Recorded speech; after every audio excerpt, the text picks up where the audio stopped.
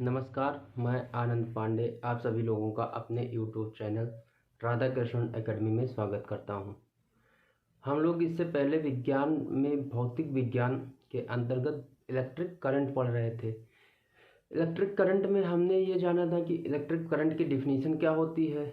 उसके बाद हमने जाना था कि जो है आवेश के बारे में जाना था। आवेश किसे कहते हैं, आवेश कितने प्रकार के होते हैं। इसके साथ साथ हम जो पढ़ रहे थे उस समय पढ़ रहे थे कि आवेश के क्वालिटी क्या होते हैं, गुण क्या होते हैं या प्रॉपर्टीज़ क्या होती है आवेश की। तो कुछ प्रॉपर्टीज़ के बारे में हमने पढ़ा था। तो चलिए हम लोग आज अब उसके आगे पढ़ते हैं कि उससे आगे क्या होता था। तो इसमें हमने पहली प्रॉपर्टी देख ली थी कि जो है आवेश जो होता है वो क्वांटीकृत होता है। क्वांटीकृत का मतलब है कि जो है उसको पूर्णांक में लिख सकते हैं। जैसे उसको पूर्ण रूप में इसकी जो हमने इक्वेशन बताई थी वो थी कि Q is equal to N A, जहाँ पे n जो था वो n प्लस 1 2 3 4 5 के रूप में होता था। मतलब आवेश जो था वो क्वांटीकृत था, वो पूर्णांक में ही होता था। ठीक, तो चलिए अब हम लोग इससे आगे बढ़ते हैं और आगे क्या है उसकी क्या प्रॉपर्टीज़ हैं उसको हम देखते हैं। तो उसकी जो अगली प्रॉपर्टी है ये है कि आवेश जो है वो वेग पर निर्भर नहीं करता है। मतलब आवेश क्या है कि आवेश वेग पर निर्भर नहीं करता, वेलोसिटी पर, कि उसको हम कहीं फेंक दें या उछाल दें इस तरीके से, तो वो नहीं निर्भर करता है उस पर। इसके अलावा जो द्रव्यमान होता है वो वेग पर निर्भर करता है। जैसे द्रव्यमान को अगर कोई भी मान लो हमारे हाथ में ये मार्कर है और उसको हम अगर फेंकते हैं तो वो एक जगह से दूसरे जगह पे चला जाता है, जबकि द्रव्यमान आवेश जो होता है वो एक जगह से दूसरे जगह पर ले जाने के लिए हमें एक वायर से उसको कनेक्ट करना पड़ता है। किससे? वायर से हमको जो है कनेक्ट करना पड़ता है, और जब हम वायर से कनेक्ट करते हैं तभी वो एक जगह से दूसरे जगह पे जा पाती है। उसमें वेलोसिटी की कोई वेलोसिटी पर वो नहीं निर्भर करता है। अगर हम चाहें उसको वेलोसिटी के थ्रू पहुँचाना तो वो संभव नहीं है, पॉसिबल नहीं है। ठीक, इसके बाद जो है आवेश जो है द्रव्यमान से बद्ध होता है। आवेश क्या होता है? द्रव्यमान से बद्ध होता है, जबकि द्रव्यमान जो है वो आवेश पर निर्भर नहीं करता, आवेश पर निर्भर नहीं करता है। ठीक, द्रव्यमान जो होता है वो आवेश पर निर्भर नहीं करता है। कैसे? अब ये जैसे मान लेते हैं कि जिस वायर से जो है धारा प्रवाहित होती है उस वायर का तो कुछ ना कुछ तो द्रव्यमान होगा ही, चाहे कम हो या ज़्यादा हो, उस वायर का तो द्रव्यमान होगा। लेकिन जो द्रव्यमान है वो आवेश पर निर्भर नहीं करता। कैसे? अभी मान लो जिसमें भी द्रव्यमान है उसमें तो कोई ज़रूरी नहीं है कि जो है उसमें इलेक्ट्रिक करंट हो, कोई ज़रूरी नहीं है कि उसमें आवेश हो। जैसे ये मार्कर है तो मार्कर में ज़रूरी नहीं, ये मार्कर है इसमें भी द्रव्यमान है तो ज़रूरी नहीं कि इसमें जो है चार्ज है, आवेश है। जबकि जहाँ पे आवेश है वहाँ पे कंपलसरी है कि वहाँ पे कुछ ना कुछ द्रव्यमान होगा। जब तक द्रव्यमान नहीं होगा वहाँ पे आवेश नहीं होगा। ठीक, ये अगली पॉइंट हो गई। इसके अलावा हम जैसे देखते हैं कि एक पॉइंट जो है नोट कर लेते हैं हम कि बिना द्रव्यमान के आवेशित कण का कोई अस्तित्व नहीं होता है।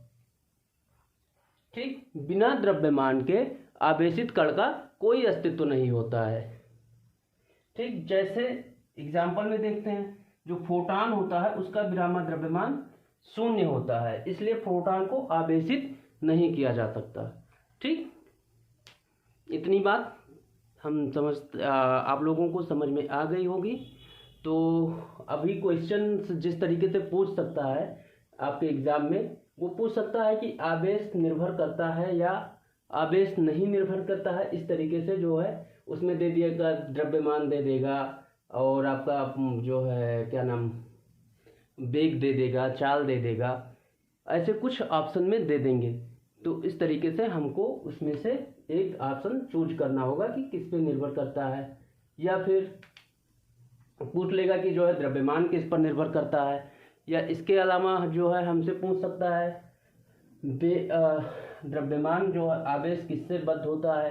ऐसे कई छोटे छोटे, या फिर पूछ सकता है कि जो है फोटॉन पे कितना डिग्री चार्ज होता है, या फोटॉन को चार्ज किया जा सकता है या नहीं, या फिर पूछ सकता है फोटॉन का विरामक द्रव्यमान कितना होता है। इस तरीके से क्वेश्चंस हमारे एग्जाम में पूछे जा सकते हैं और पूछे जाते भी हैं। तो इसके आगे चलिए हम लोग आगे बढ़ते हैं, इससे आगे के तो चलिए हम लोग आगे बढ़ते हैं। तो जो इसका अगला जो है, अगली प्रॉपर्टी है वो ये है कि जो सजातीय आवेश होते हैं वो एक दूसरे को प्रतिकर्षित करते हैं, ठीक, रिपल करते हैं, जबकि जो विजातीय आवेश होते हैं वो एक दूसरे को आकर्षित करते हैं, अट्रैक्ट करते हैं। जैसे मान लेते हैं कि एक जो है लड़का और एक लड़की जो है एक दूसरे को देख करके अट्रैक्ट होते हैं, इसी तरीके से अपोजिट जेंडर में, तो इसी तरीके से जो अपोजिट चार्ज होता है वो एक दूसरे को अट्रैक्ट करता है, जबकि जो सेम चार्ज होता है वो एक दूसरे को रिपल करता है, ठीक। इसके बाद हम देखते हैं कि जो आवेश का मात्रक है वो आवेश का मात्रक क्या होता है। तो आवेश का मात्रक निकालने के लिए हमको पता है Q = IT, ये एक फार्मूला होता है। जैसे हमने इससे पहले भी पढ़ा था कि धारा, विद्युत धारा किसे कहते हैं, तो क्या पढ़ा था हमने ये पढ़ा था कि आवेश प्रवाह की दर को, यही तो पढ़ा था, आवेश प्रवाह की दर को हम विद्युत धारा कहते हैं, ठीक, यही तो पढ़ा था। तो फिर आवेश प्रवाह यानी कि अगर वहां से हम देखें तो I = क्या हो गया था, आवेश प्रवाह की दर को I = क्या हो गया था, Q/T।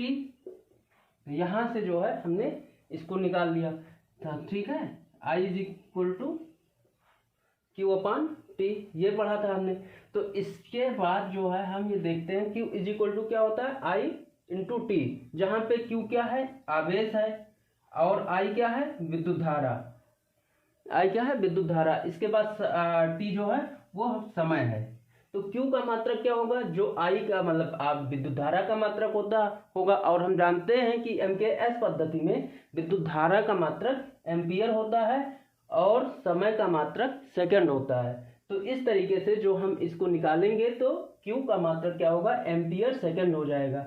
एम्पियर सेकंड को ही हम क्या कहते हैं, इसी को ही हम कूलाम भी कहते हैं। क्या कहते हैं, कूलाम। इसके बाद हम और देखते हैं कि जो इसका सबसे बड़ा मात्रक होता है वो होता है फैराडे। आवेश का जो सबसे बड़ा मात्रक होता है वो फैराडे होता है, और आवेश का जो सबसे छोटा मात्रक होता है वो फ्रैंकलिन होता है। तो बस अब आज के क्लास में इतना ही। हम लोग आगे विद्युत धारा, क्योंकि ये जो है थोड़ा सा पार्ट बच गया था आवेश का, इसको बताने के लिए हम लोग आज यहाँ पे आए थे।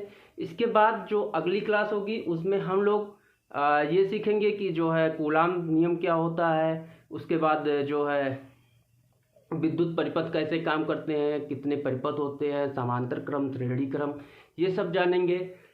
इस तरीके से हम और आगे विद्युत धारा के चैप्टर को पढ़ेंगे, और उसके बाद जो है अगले चैप्टर को स्टार्ट किया जाएगा। तो अभी मुझे लगता है कि आने वाली 1 या 2 वीडियो में हम जो है आप लोगों का ये चैप्टर ख़त्म कर सकेंगे, मतलब पूरा कंप्लीट कर पाएंगे, और इसके बाद जो है हम लोग अगला चैप्टर शुरू करेंगे।